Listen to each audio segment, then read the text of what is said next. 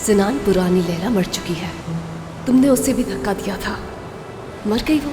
हादसा था वो। हादसा नहीं था वो, जानबूझकर किया था। ट्रिगर दबाते ही सब कुछ खत्म हो जाएगा।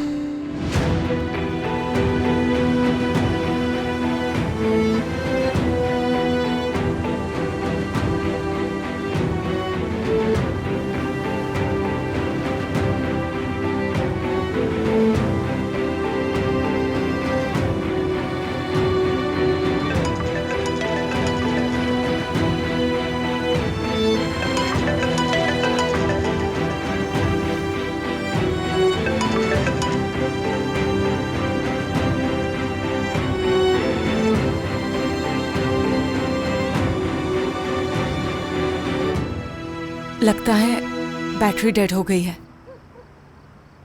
जब वापस आएंगे तो बता दूंगा। वैसे भी अब खतरे की कोई बात नहीं है। मैंने बाहर गार्ड्स भी मजीद बढ़ा दिए हैं।